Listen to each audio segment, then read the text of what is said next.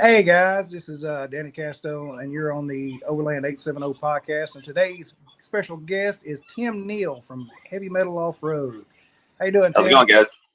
Oh, Danny, I'm great. I'm really happy to be on your podcast. Thank you for having me. Oh, it's not my podcast. We share it amongst a few of us, but yeah, we're happy to have you on here.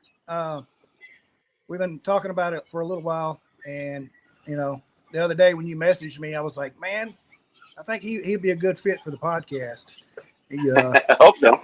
I'll do my best. so Oh yeah, no worries, no worries. So starting off, I want to take a minute and have everybody, take a minute out of your day, say a little prayer for our buddy Brad. He's going through some things right now. That's why he's not on the podcast and hadn't been on for a few days. He's in the chat. He's going through some stuff, some tough times right now. He's gonna do all right and get over it. But it's still good to have encouragement and people in your corner. So if you would take a minute and say a prayer for Brad. All right, Tim, you got the floor, buddy. Go ahead. Wow. So, yeah, I'm Tim Neal, owner of Heavy Metal Offroad, founder, and I manufacture some aftermarket off-road accessories.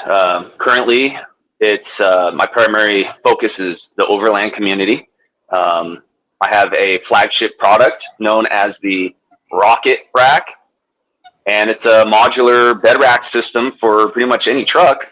But we got a lot going on here. Oh yeah, can you see the chat? I cannot. Well, I should probably just click the chat button. Huh? Yeah. Yeah, it's that. There we go. Oh, there we go. Comments. Okay. There we Big go. Rock Overland. Oh, cool. Yep. What's going on, guys? He wasn't able to make it last year to Overland of America. But so let's start off. We know what you do. What made you get into it? What drove you into this field? And what made you decide to do it on your own instead of going with somebody else's product? Wow. That brings me back to 2003, probably, when I started taking some automotive classes in high school, which kind of dates me, I guess, feeling old. But yeah, no, I just was taking auto classes, did advanced auto for 3 out of those 4 years. And I really liked the welding part in the automotive. And we got to do some cool projects, right? My first project that I've ever built was a barbecue truck.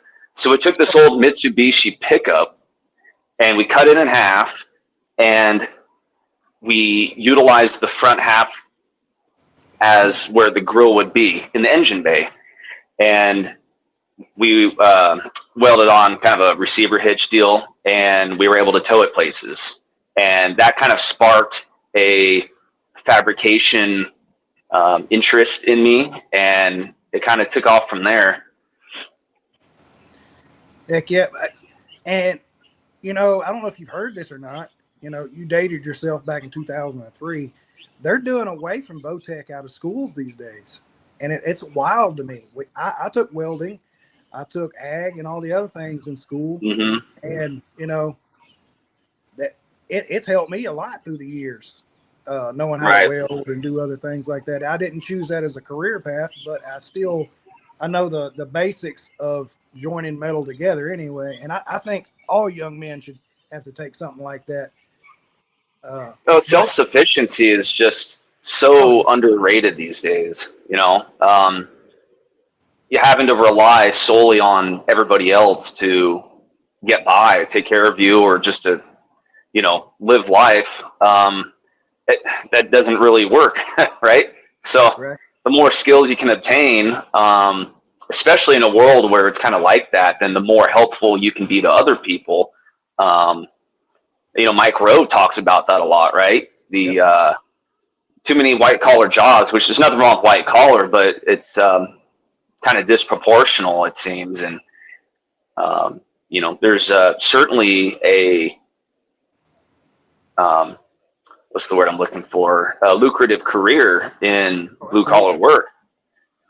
Well, look at what was that? Orange County Choppers and Jesse James Custom, Oh yeah, and those are just bikes. And I mean, there's so much opportunity in that, and your imagination is your limit. I mean, you know, yeah. like while you was taking those classes, I bet you'd never imagine you was going to have your own business making bed racks. No, it's kind of funny. So I went to school in California in the San Francisco Bay Area, and what they teach you is basically, what they want you to be. And so, being affected by that, you have the mindset of, well, I need to figure out what college I'm going to go to and what 4-year degree I'm going to get and what type of career path you can find on, Indeed or whatever. But they don't really push much on, like I said, self-sufficiency, the creativity, and entrepreneurship, right? Right. And growing up in that environment, without getting really too political here, is at least just in my blood, I can be very rebellious. So, instead Right. of someone telling me what to do, I'm going to go walk my own path and I'm going to do what I'm going to do. And I found um, being able to express my creative mindset in this environment is really healthy for me. It's really helped me grow into myself. Yeah. So a guy in the chat there, D's Custom Garage, he's that way. He don't do it for a living, but he's built some wild rigs. He's got a couple old Cadillacs I've seen of his. He chops the tops. I mean, it's some wild builds. Really nice work. And Yeah. he got into overlanding probably end of last year, and he bought him a Don. What is that? A '93 Dodge half ton, and that's what he overlands in. And the other Cool. day the roof was rusted out in it. He just went and got a whole new roof and put on it. Just cut the old one out, put the whole new one on.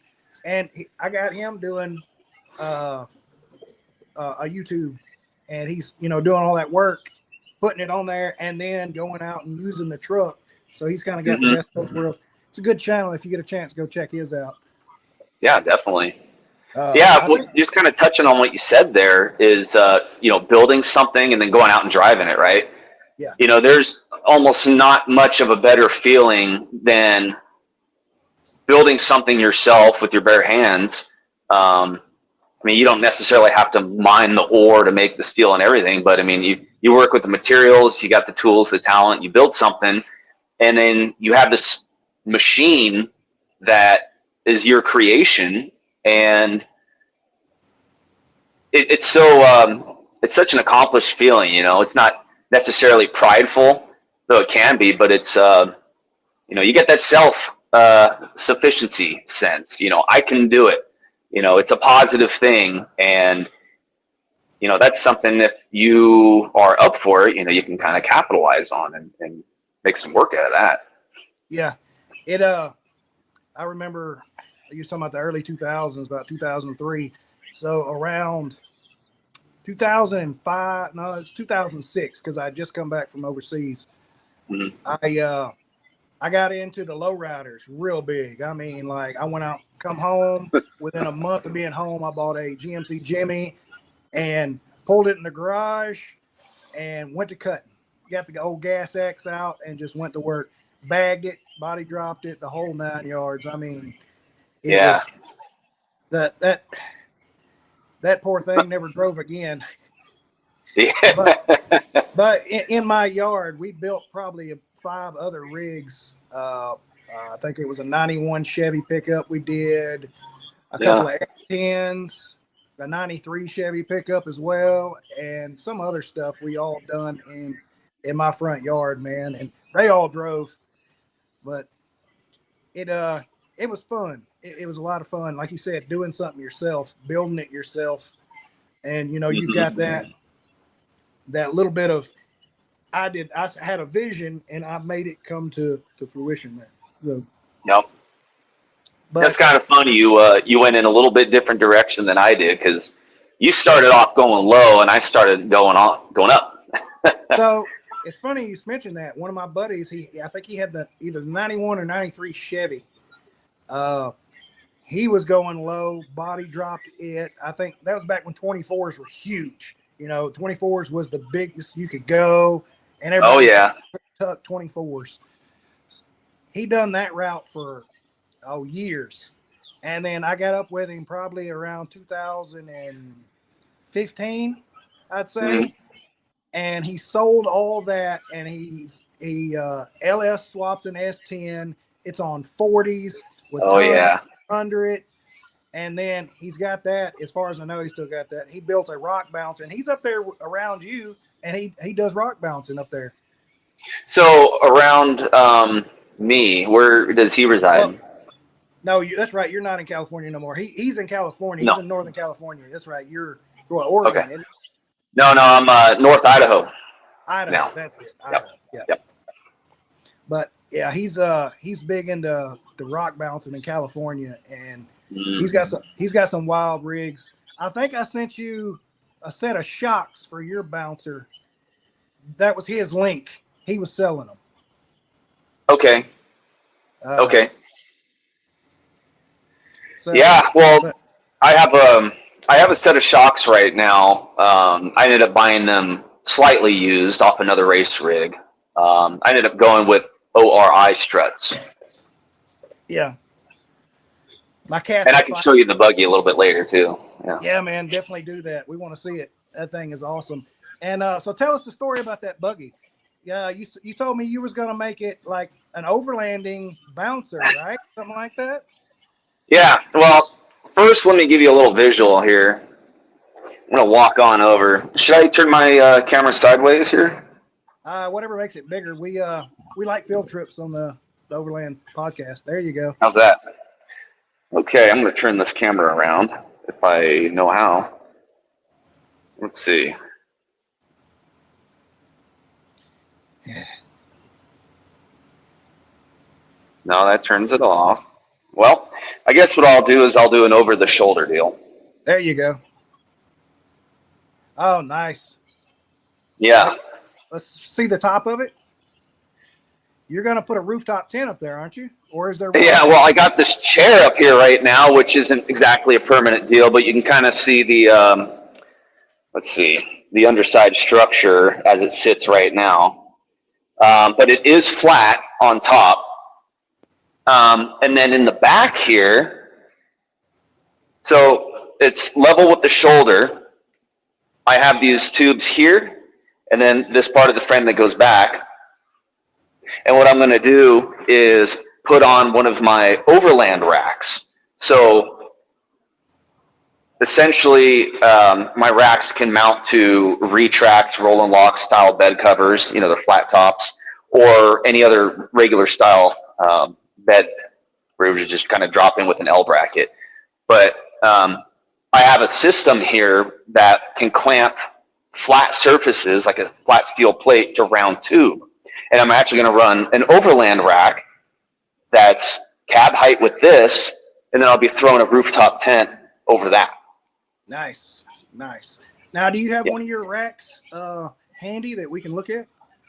Yeah. So real quick, I have a rack that is powder coated, ready to go, and I went with a two-tone here. Oh, it looks good. And you can see the flat bottoms there. Yeah. So I manufacture another product that is it's essentially a rooftop tent security clamp. And I think I have one right here. Well, there's two of them. They're two stacked on each other, but what it does is it provides a very tight clearance around a round tube.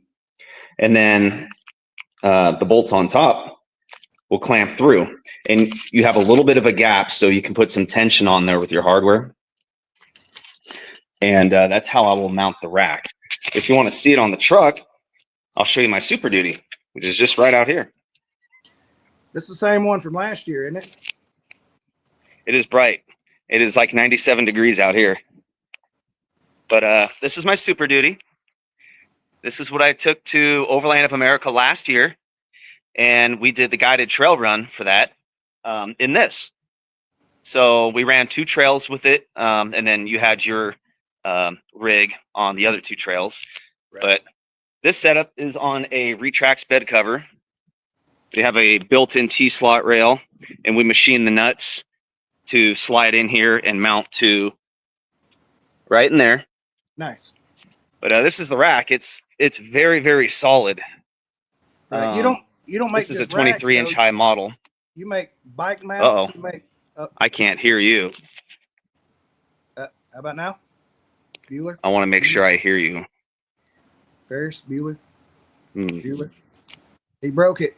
Can't have nice things. Let me turn off this. 1 second. Oh, I can hear you. Turning on the thing again. Okay, you there? Hey, can you hear me now? Okay, well, it decided to turn the audio to the phone, but anyway, yeah. So the Molly panels come with it. Everything pretty much bolts right to the rack without the need for additional bracketry. I got this saw haul, which is a chainsaw mount, which is great for driving in the mountains here on all the fire trails. You know, you got your staples like your shovel, your rotopacks. I have a mountain bike mount here. Over here, I have a fire extinguisher, some Harbor Freight Pelican cases, and then a rooftop tent up there. Heck yeah. Now, here's the thing that no other manufacturer offers is, I'll have to turn the phone around, but I've got a winch mount in here.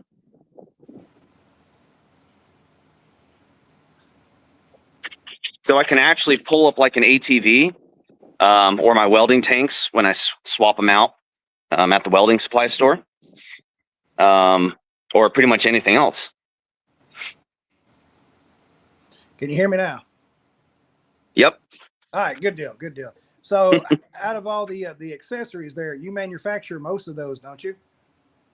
Yeah, so the rack structure, which are the uprights, the Molly panels, the crossbars, the runners, all the sheet metal work is manufactured by us.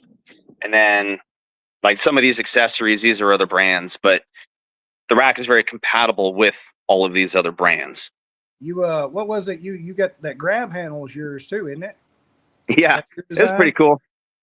I don't know why, but this simple one right here, this is one of my favorite accessories on the rack. It's just so handy. I have a custom molded logo into the grip, and it's a solid 7/8 rod, and it's, well, 7/8 is actually a standard size for mountain bike mounts, ATV mount grips, right? So if you didn't want those, you could always change it up in whatever flavor that you want to run, you can do. But I mean, pulling myself up here it's a cinch, you know. I can hang off that, get her off the ground, you know. Yeah. Nice. So yeah. So you're gonna have that rig at Overland of America, right? That's right. All right. Yeah, we'll be on the trails with it again, showing off what the Rocket Rack can do and checking out the Mid-America Outdoors venue. So for y'all that missed it last year, I believe Tim was there last year. I know Stephen Westfall was there. For everybody else that missed it, but seeing the video of that rock wall that a lot of folks are struggling on, he went up in that Super Duty. He destroyed his license plate doing it, but he did it. Oh, that's right. Yeah, actually, that mark is still there. That was a good time. I was like, I can never forget that. Go up there, and dude, it just walked right up it. I mean, that was pretty awesome. You know, I did have a little bit of guidance from you. You know, it's good to have an experienced spotter for something like that. So thank you very much. Oh yeah. It makes life a lot easier and makes you a lot more comfortable to have somebody in front of you, kind of, you know, letting you know what you're tearing up, so you know to send it or not. Yep. And I do like to send it. Oh yeah, yeah, that's for sure. So, what special projects you working on? You working on anything new? Well, right now, I'm going to take another trip over to the shop. And honestly, this is the biggest project in the history of heavy metal off-road and really anything I've worked on personally. So you had touched on me manufacturing, right? And up until now, I've done all the design, all the fabrication work, assembly, shipping, and everything else. But now I've made a big investment, a little scary, but I now have cutting and forming capabilities in house, and that's what I'm working on now. So I have Nice. this big 5x10 cutting table. Yeah. It's an ArcLight Dynamics. It has an engraver package on here, which is really cool. This sucker pops down, and it will do something like that. Oh wow. So you can do marks, you can do art, you can put drill marks. If you need accurate stuff like doing PEM studs, yeah, or part numbers, whatever. So this cutting table is one piece of the puzzle. The other So piece of the puzzle. You could put the Crayon Brotherhood logo on something then, huh? Oh, I can absolutely cut out whatever you want. I can engrave it. I can cut it. I can do both. Nice. Whatever you want. Nice. Yeah. That's awesome. And then this guy, this big piranha. Oh wow. So this is a CNC press brake. I actually really like the name of the light curtains that are on here because they're sick. Right. But yeah, it's all quick change tooling. So you pull these levers, you can change out the punches, and you have a different die down here for different Angles. gauges of material. Yeah. And then it's all computer controlled. So this sucker, me and one other guy got it in here, and that thing weighs 11,000 pounds. Yeah. So that was quite the feat. Oh, But and I got it to within, an inch of where I wanted it to be. So I'd call that an accomplishment. That's, I think, precision enough for something like this. I mean, that's better than me. It had just been dropped off at the front door, and that's where it would have stayed. Well, the thing is that I had to drop it in the front door because all they would do is deliver it, right? So I had to rent a telehandler and a 12K model, right? So that cost $1,000 to pick it up off the truck and put it on the ground. And then the telehandler wouldn't drive through the door because it's a monster, and that's only a 10x10 door. So the rest of it was by hand. You had tubes and rollers and pry bars and a forklift to help push it. But so redneck ingenuity got it down there. Oh, big time. Nice. Yeah. But we like our redneck ingenuity. Oh, absolutely. Absolutely. What is that? The necessity or is the mother of all inventions or something like that? I've heard a couple variations that aren't exactly, TV appropriate, but I think you're probably right. Yeah. So yeah, that's pretty cool. That's pretty cool. So man. Wiring, that's what I get to do. I get to wire this 3-phase panel. So that's a learning experience. Maybe some of you guys have worked on this, but this is it's a 120, 240, 208 Delta high stinger type of setup. And yeah, it's a learning curve. Brad, our ringleader, I believe he's an electrician. I think Steven does some electrical stuff or used to. Don as well. And we got another Tim in here. Where you at, Tim?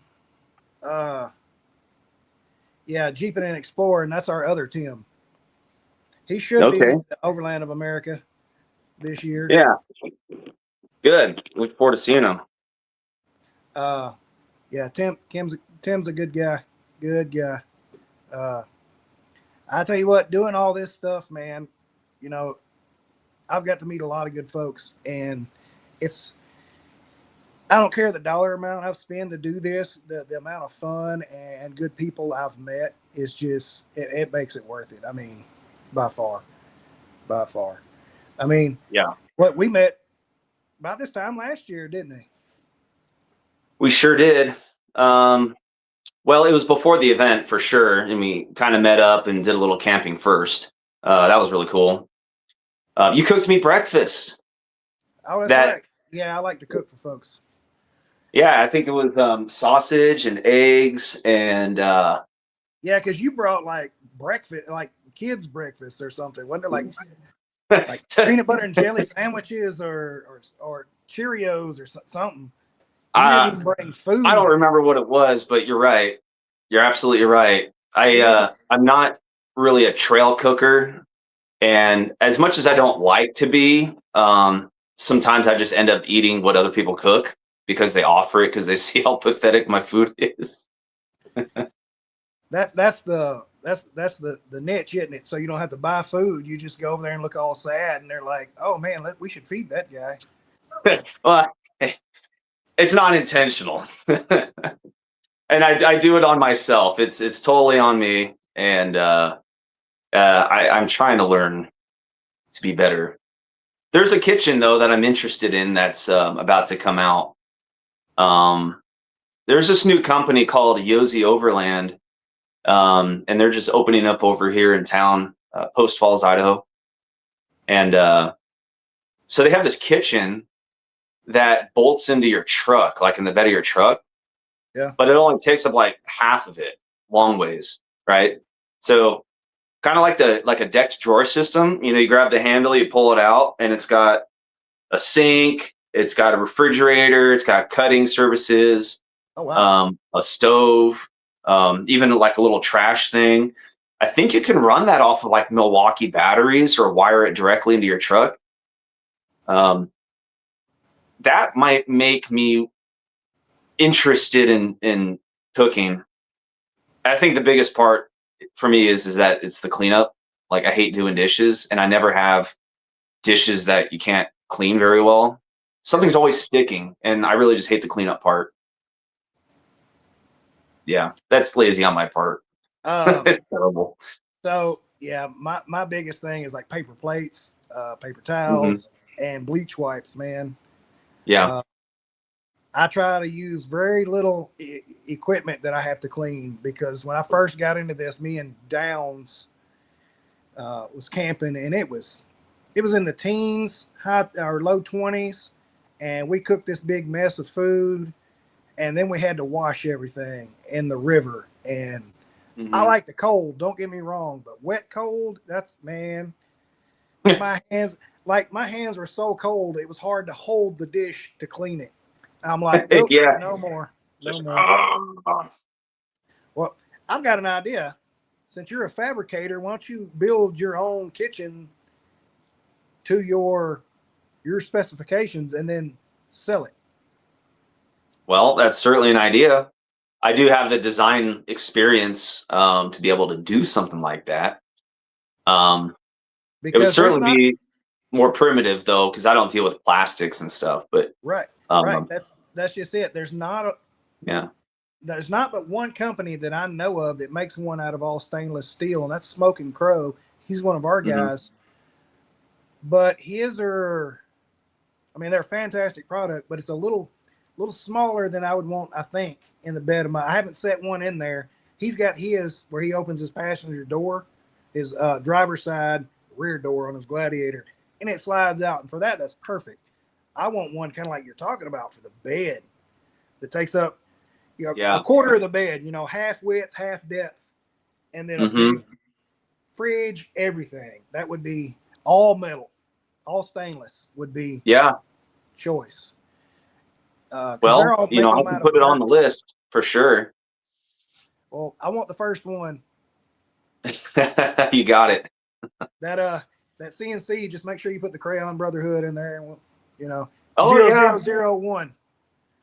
absolutely. Serial number one. Yep. There we go. There we go.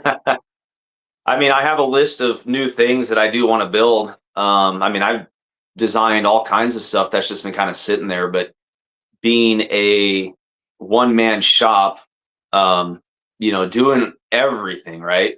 Um, it's expensive to outsource Oh, it all is. I'm the, sure. like laser forming, powder coat and stuff. And so I can only really develop so many new products at a time without taking a lot of time, Oh, yeah. money, It's a and energy. huge investment for you. Absolutely. Yeah. Yeah. Uh, for sure. But I think it would be worth it. Uh, in the long run. Hmm. Because man, your racks. If you built a kitchen, the same quality and sturdy that your racks are, Yeah. dude, it would be unmatched. It really would. Like it would look like a diving board that you could actually sit on. You know how they Yeah. come all the way out, but I mean, like Yeah. you, what was that? You said something to me last year about your rack had the highest rating or something like that. Yeah. So the way bed racks are, they're rated for a static load, not moving, and then Right. dynamic load, which is driving. And then some other manufacturers kind of rate them for off road. But the way I rate my racks is essentially dynamic is dynamic. So no matter what condition it is, it's on road, off road, it's the same. But yeah, I won a CMO award for highest load capacity rack. Well, that was part of it. If you look at that right there, that's a SEMA 35 under 35 award, and it's like a top young entrepreneur thing. Right. And then you got to get nominated and go through a process. But essentially, what I had listed in there was that, hey, I developed this bed rack. It's 1,500 pounds, static and dynamic load rating, which is like twice or almost twice of any other manufacturer out there. And then you have a few other features in there. But yeah, I got recognized, which is really cool. So you were talking about building a kitchen that was as strong as my bed rack system. So what I would have to do is take the race buggy and park it on top of the kitchen, because that's exactly what I did with the rack. I was at Really? a Yeah, yeah. So I used my short version of the rack. I have different heights. This one was a 12-inch, but I took my Bronco that I used to race. It weighed like 6,000 pounds on 40s, full hydro steer, 3-linked, all that. And I drove up on top of the rack, right in the dead center of it. No other supports, um, and it held the truck. You know, Oh, wow. so for 12 gauge sheet metal, it's a light rack and it's very well engineered. And I've not heard anything other than positive things on the rack. So doing pretty good with that. Yeah, I mean, anybody who buys a rack says they love it. So not trying to be too salesy here. I'm just Right. Right. No, yeah. man, it's your time to shine. Sell away, buddy. Sell away. You also mentioned something about your powder coating last year, that you could, if it scratched, not dented, but the powder coating, if it gets scratched up, you offer touch up paints or touch up powders or Yeah, I how. do. So it's kind of unusual. Other companies, they just kind of send you something, right? But I actually work with the manufacturer, which is Cardinal Powder Coatings. And so I have a color matched touch up bottle that I can supply with the rack or sell online, which is color matched to the exact same black powder used to coat the racks or any of the other products. And so when you apply it, you can't even really tell that it's on there. I mean, it blends so well. Heck yeah. Like I said, I seen your product last year, man, and it's top notch. It really is. Really is. I think since, if my Jeep still broke, what we can do is I can tow it to Overland of America. We'll pull your tent off and we'll just set my Jeep on your Super Duty and just drive around with it. Yeah. Wait a minute. No, we can't have a Ford pulling a Jeep. Never mind. Well, that's funny. I've always been a Ford guy. You know, the whole vehicle, brand wars. It's really just fun. It I is. anything that moves and rolls and is powered by something other than me is just cool, right? Yeah. But I still like to dog on anybody else. Oh yeah, absolutely. Absolutely. Us Jeep guys talk about Toyota guys, and Hmm. it is. And then everybody picks on the Bronco. So you know how that is. I mean, it's just Well, the new Broncos, I'm a big fan of the older Broncos, like yeah. '96 and older. And my last one that I was racing was a '94. And man, I love that thing. Everyone That was loved the the Bronco. that was the OJ Bronco, wasn't it? it was it was a year off. I think his was a '95 and his was white. Mine was a gem green, and it was absolutely beautiful. Eddie Bauer. I bought it at 90,000 miles for it was like $3,500 back in 2010 or something, and I thrashed it. I tried to baby it, It and happened. then there was this. Have you heard of Hollister Hills in California? So it's an OHV park, and they have this one obstacle called the tank trap. So you have um, like a kind of a not quite vertical wall, and then you've got a trench, and then you've got kind of a hump here, and you can't really do anything other than put a tire up here and hope you don't slip down, or you have to drive through the trench and grind your roof through this. And I did my best, but the tire slipped, and I went right down to that trench, and I was like, "Oh shit!" I totally bashed in um, the roof right by my head, and then the whole rear quarter panel was just scratched, like you just grounded on the pavement, at freeway speed. It was totally trashed, and I was like, something clicked. That was hella fun. Maybe I should stop caring about the body and just go for it. And my whole world of wheeling from there just, it went in a totally different direction. And that's when wheeling became a lot more fun for me. Yeah. Uh, Yeah.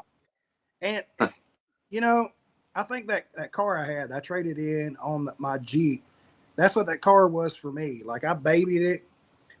I parked it. I was that old man I swear I'd never be. I didn't never drive it. It was low miles at the CTSV, and I didn't want nothing to happen to it. So I just become that old man that didn't. I had this cool car but didn't do nothing with it.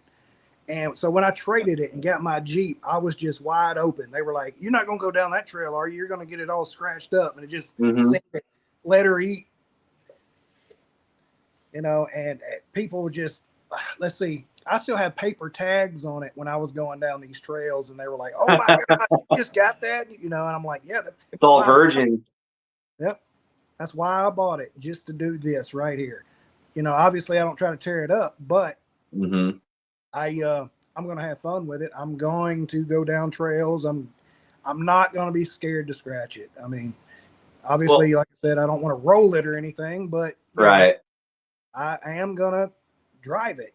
So, Well, you can't put a resale value on those experiences, memories, and good times, right? man, I wish I could. Whew, resale on those Jeeps are garbage.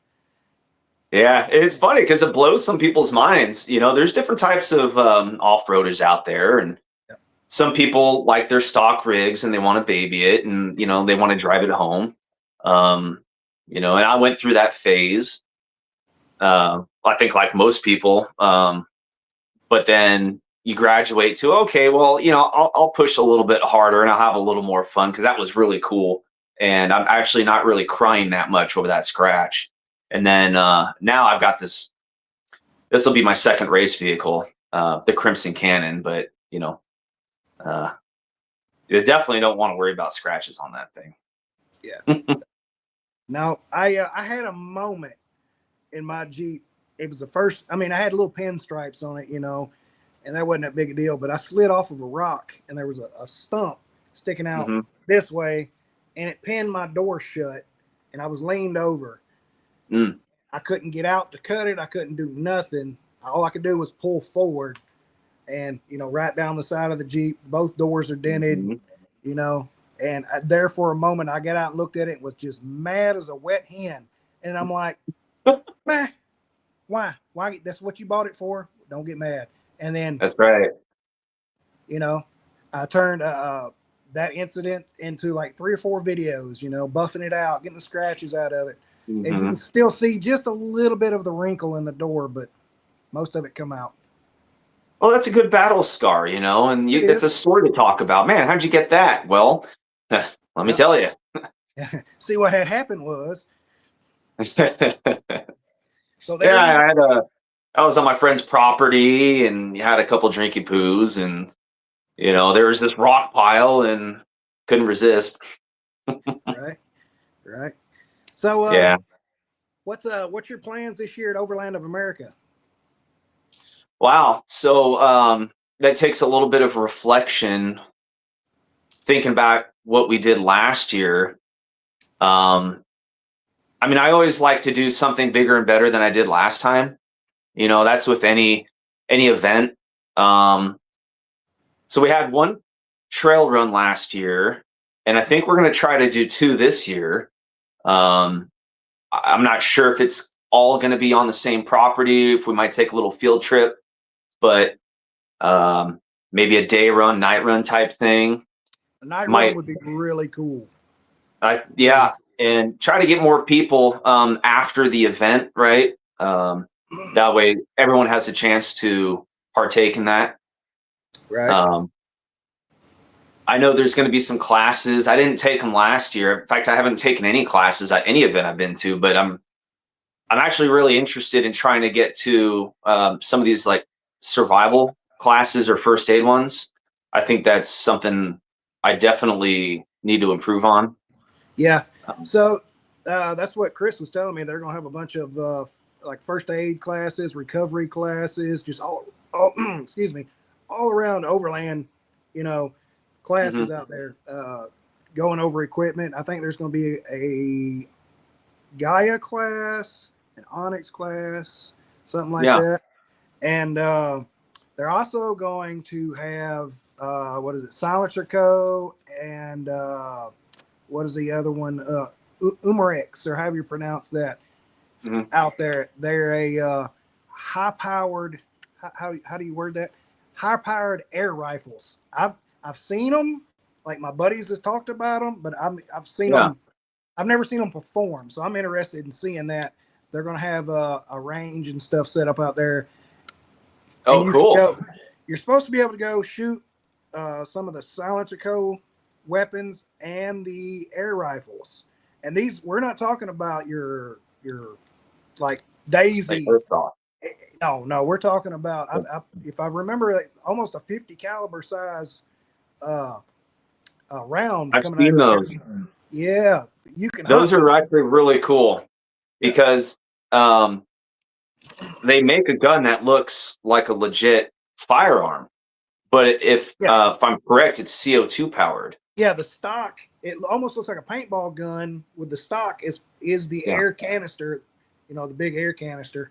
Yeah. Then you Okay. got, yeah, man, that's the ones I've seen, and I believe they got some of the air canisters, the forward grip as well.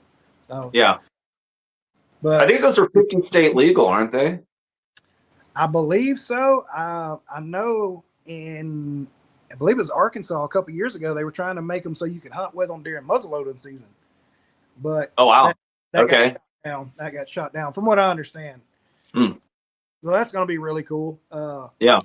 You're going to be a part of the Barbie downhill race this year, aren't you? Yeah. So I'll have to schedule a little bit better this time because we had the trail run last year during that. We were just coming back. Yeah. I think we were wheeling out for like 4 or 5 hours. Um, and then when we were coming down the hill to come back into the main area, we had to come down next to the Barbie Jeep hill, and I think it was just finishing up. I mean, the videos were really cool. Yeah. So I'm gonna somehow make sure that I get on that and hopefully not make myself look too stupid tumbling down the hill. Right. So everybody, if you want to be a part of the Barbie downhill race, make sure you bring your unmotorized Barbie Jeeps It don't have to be Barbie. I think it can be the 4-wheeler, any other power wheels. Bring a helmet, pads, because it's you're moving pretty good going down that hill. Mhm. If you want to see some video of it, just go check out Overland of America's videos. Just look it up from last year, Barbie Downhill Jeep Race, and man, it was pretty wild. They had a big pond at the bottom of it. You go down the hill, and Mm-hmm. yeah, it was pretty A cool. nice soft landing. Yeah. They're also going to have a film festival this year for all the storytellers. That was really cool last year. I don't know if you caught it or not, but Baker Overland really put on a show with his video. He met up with that pilot and done some footage with the pilot and everything. I remember that. That was a trip. That was really cool, and it was very professional looking. Oh yeah, he's top notch. He's one of the best out there in my opinion on shooting video. Yeah. That guy just makes me want to throw my cameras in the water. It just yeah. It is wild the stuff he's doing. And also this year the RC tracks are going to be going. So if you got any RCs, bring them. They're going to be running out there at the RC track. Oh, I have 2 of them. I have a smaller one, I think a 24 scale, and then I have an 18 scale one, which is a little bit faster. Yeah. But I'm excited for that. Because I brought it all cleaned up. Oh yeah, that's awesome.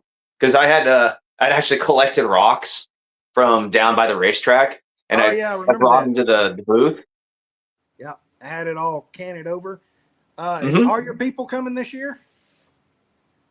Yeah, so I mean, every event that I do, I switch it up because I have some ambassadors and I have some friends, and everyone's schedule is always different. But I think I'm gonna have another buggy there. My friend Jonathan just finished his. He's more to the wee rock stuff, so he's like rock crawler instead of rock bouncer. But he should be trailing that from Oregon. I'm gonna have a lady with me who's going to help us with photography and talking with people at the booth about product, organizing, the trail and stuff like that. Who else is coming? I'm not sure, but I got at least 3 people. And I'm going to try to get more. It's just working the schedules and asking people to take time out of it. Right. So the storytellers this year, I don't know if you heard or not, but Sean from the Storytell Now is going to be there. I don't know if you follow him or not. He's another one that's just a class act on videos. That guy's on a whole nother level on editing and shooting videos and stuff. Why don't you tell me a little bit about him? Oh man, I don't know he's another one that makes me want to throw my cameras away. Before I got into this, him, Matt from Ozark Overland Adventures, he's going to be there. I sat and watched those guys, for every video they had, pretty much, Yeah. Because before I was able to do it, that's the only way you could is live vicariously through other people through YouTube, and that's why on my channel I try to preach is that don't just watch us, get out there and do it, experience it. You're in the shop all day or your office or wherever you work all day, you need to get out and do some things. And if this appeals to you, make it happen. I ain't saying go out and buy a brand new $100,000 Jeep, but find something to get outside the house.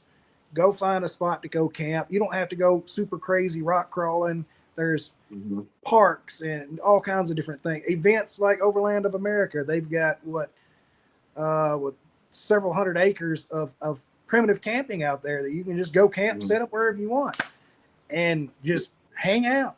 You can take a Honda back there to most of those places and camp. So yeah, I try to preach that as much as I can because those guys made me want to do it. And now you get to meet them. You go to like Overland of America and sit and talk with them, ask them, what got them into this, this kind of short, stumbling on my own words here. What made them the inspiration? Yeah, the inspiration. What made them go from getting off the couch to doing this, and then what made them pick up the camera and start recording it. That kind of thing. Because it's not, for most people, it's not one and the same. It's usually a two-step process. Sure. Yeah, absolutely. I mean, there's different things involved in it, right? Right. There's just getting out is one thing, and that's a breath of fresh air. And then there's, well, the technical mindset where, I see an obstacle. That's a challenge. How can I overcome that? And then, so that's some kind of form of entertainment, right? And then there's the social aspect of it where, how many friends can I bring with me? It's huge on the social aspect. Like, again, I didn't know any of y'all guys a year and a half ago, 2 years ago now. Mm-hmm. None of them. And man, my friends list is huge in this genre. It's just massive. And most of them, except for like Corey, are pretty cool. I'm waiting for Corey to comment. Nah, Corey's a good guy. But yeah, it's just the camaraderie, I guess you would say, a brotherhood or sisterhood. Yeah. You got like Feral Chick Off-Road, so sisterhood. I don't want her in the comments. It's just so much fun just to meet up with these people and go out and do this kind of stuff. And even if you're not out there for the trails, we got several folks that just show up and camp. I mean, you don't have to go out there and do crazy trails. You can just set up camp and relax, get away from everything and just relax. So I'll tell you, during the trail run last year, so we split it into two groups, right? You had the more capable vehicles, so you went on the two more difficult trails. And then I took out a lot of the first timers, newbies, and people just wanting to kind of dip into the experience. And oh boy, I just had a brain fart. I hate when that happens. Were you going to tell me about that Subaru? That's it. So that crazy ass Subaru that was there, right? Yeah. This guy, he had a lead foot and he had no cares whatsoever about what he put that vehicle through. And it was surprising. I mean, I think we had like 3 or 4 Subarus and they all did surprisingly well. We had lifted Blazers and we had Tacomas and we had Land Rovers and Forerunners and Gladiators. Right? We had all these well-equipped vehicles stock, but the Subarus, man, some of them were just really, really surprising. That one guy, he used speed, very little finesse. He got over like everything. Yeah, you told me about that. I remember that pretty well. You come back and you was like, dude, you're not gonna believe what this Subaru did. And what that was the Safari Trail. It had that, what is it? I'd say 500 foot climb, probably 26, 27 degrees. It wasn't like crazy technical, but it was all like rocky. And it was rocky, and then after a little while, it got kind of silty. Yeah, it was soft. And so what I had to encourage the newbies to do was say, hey, I know you want to be careful and you want to, crawl your way up this, but you need to get a little bit of speed, get that confidence, push your ride through, and you'll achieve success, make it to the top of that hill. I mean, a lot of the small vehicles adopted that and they did well. I think all I had to do was pull up Chevys with the winch. Nice. I had a guy in my group. What was he in? A silver Forerunner. He probably should have been in yours, but he was so entertaining and he had so much fun. Yeah. He had, from what I was told, the woman with him wasn't his wife. Like he's single. It was his neighbor, an older lady, and he was like, "Hey, I'm going to this event. You want to go?" And she was like, "Sure, why not?" So I've got footage of him going up that rock wall and her hanging on like this, and all you could see is teeth, her smiling, and that forerunner just bucking, trying to get up that hill. He Oh yeah. just held it to the floor and let her just do its thing, man. It was wild. Yeah. And I ran into him probably 3 months ago at the last local event, Rigs and Coffee. Okay. And he was like, "Hey, y'all gonna do that again, man? That was so much fun." I'm like, "Yeah, we're gonna do it again." He's like, "I'll be there."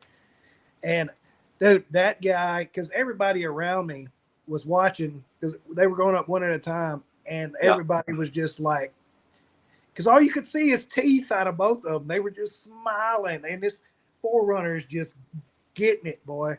I wish I could drop footage in here and let everybody watch it real quick. That was, I wish you could have got that Subaru going up that hill. Yeah, that's a thing I need to improve on, is getting more camera footage of the action. And if somebody out there wants to, ride in with and wants to donate some of their time to one or both of the trail runs, we would really appreciate that, because we want to get the word out about this event. I mean, this is going to be the second year of it, but compared to everything else out there, it's a different experience. It's certainly an experience, and one that I'm actually feeling vested into. I feel like there's a lot more value, not just for being a vendor, but for people going to the event. Overland of America offers the pool parties and the raffle. You can actually take your vehicle out and go do some wheeling on the private property. The amenities that are there, it's an event and a location really like no other. So, I mean, I'm all about it. Yeah. It's just, I've been to quite a few events, and it's its own event for sure. It's different than all the rest of them for sure. 100%. Yeah. And the tiki bars. I love the tiki bars that are there. Bar. Yep. Tiki bars.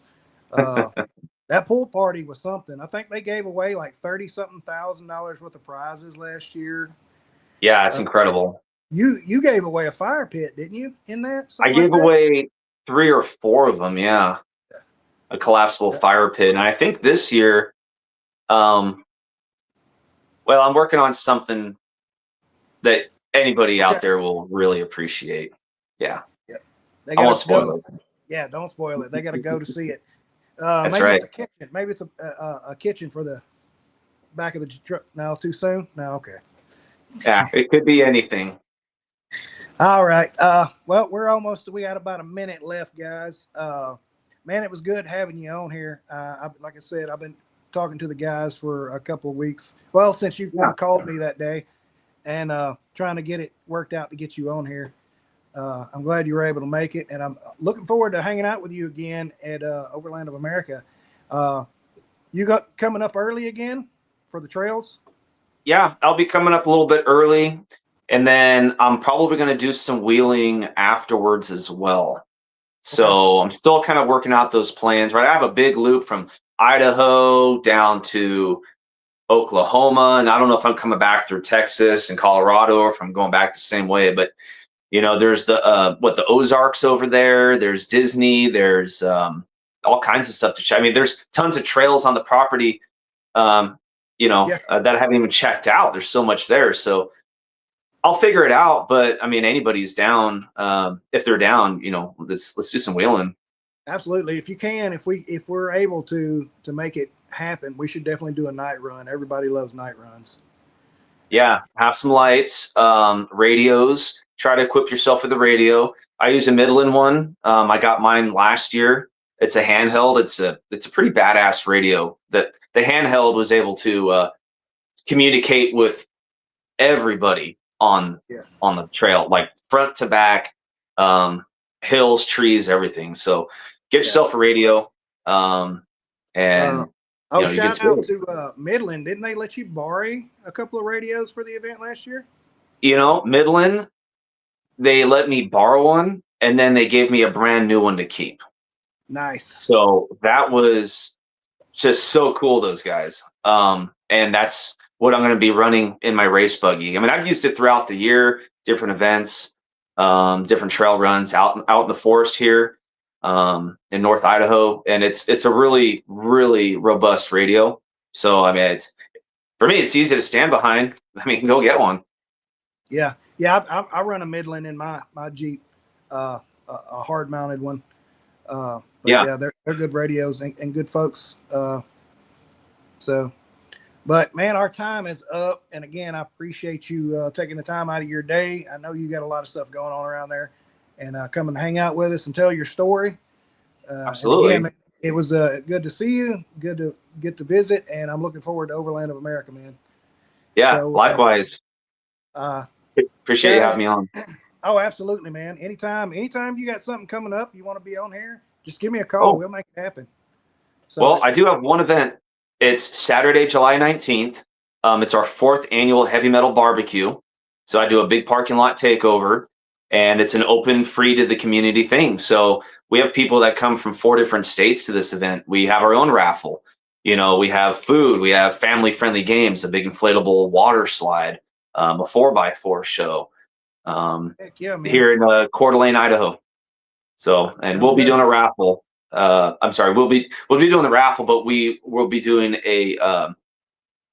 contributing those proceeds. Actually, if you heard, in Coeur d'Alene, there was a shooting at firefighters, and that was really tragic. In fact, it was like a mile right behind my shop away, right here on the mountain. So that one hit really close to home. We'll take a minute to talk about that, and then we'll have to get off here. Well, tell us exactly what happened. I forgot you had mentioned that earlier. Yeah. So from my understanding, so it's an out-of-state individual, 20 or 22 years old. So this kid, he was from California. His parents split up. He went to go live with his mom in Arizona, and there was some kind of restraining order between those two. So he went to go live with his dad. His dad ended up moving up here in Idaho. And I think that his dad didn't want him around either after dealing with some stuff, his actions, attitude, I don't know. And I think he was living out of his car for a little while. It's hard, they don't know the motive at this point, but for some reason he decided to go up one of like the most popular hiking trails here, which is like one way in kind of thing. And he set a fire. And when the fire trucks came up to the staging area right before the gate, he opened fire on them. 2 chief battalions, and they never left the truck. And then a 3rd firefighter was shot, and he's been in critical condition until I think the last few days. And of course, during that time, right, you can't have helicopters or other fire crews trying to put out that fire, because they're going to get shot at. And so he ended up, I believe, taking his own life, but not without, wreaking havoc in a wake of destruction in his path. So it's very sad, but it's very local. And so what we're going to do is, during this raffle at our annual barbecue, we're going to take those proceeds, and we are going to donate it directly to the families of those victims, to all 3 of them, and just try to contribute and help out in a way we can. It's a community party, it's not a sales thing for us. It's just, let's all come together and do for each other. And in this case, it just happens that there is a tragedy, and so we'll do the best we can to take care of those people. So I don't know if you're on the Overland 870 Facebook page, but if you're not, go jump on there after we're done here. Sign up. You got to answer a few questions. Make sure you're not a robot. Get on there and post on there for donations or whatever you need to do. You're free to do on the page. Your raffles, whatever you need to do on there to help them out. Absolutely, man. And if any way we can help, just let us know. Yeah, sure. Much appreciated. Thank you. Absolutely. Man, I hate to hear that. I hate, not only the loss of the firefighters, but you got 2 parents that lost their kid, and I'm sure they're left going, why, and all the backlash from that. And it's just a bad deal all the way around. It is. Yeah, it's. I mean, kind of don't even really know the inside story, and I don't know if I really need to, but just tragic. It is. It is. But condolences to the families, and kind of Sure. circling back, if you can come to this barbecue event, you can contribute. You can come here and have a good time. We'll see if we can get the fire department out here just to put their truck out on display, and people can kind of pay their honor to them. And yeah. Well, I hate that we ended it on a sad note like that. I mean, I guess that's the world we live in, It's an unfortunately. evil world out there, they say, but It is. we just do the best you can do, and stay vigilant and stay strapped, and protect your family and loved ones. Absolutely. Absolutely. Well, guys, it's been fun having y'all here in the chat, reading y'all's comments and everything, all y'all's jokes and stuff back and forth with each other. I appreciate y'all taking the time to watch our little channel and hang out with us. And so until next time, guys, Semper Fi and God bless. Take care.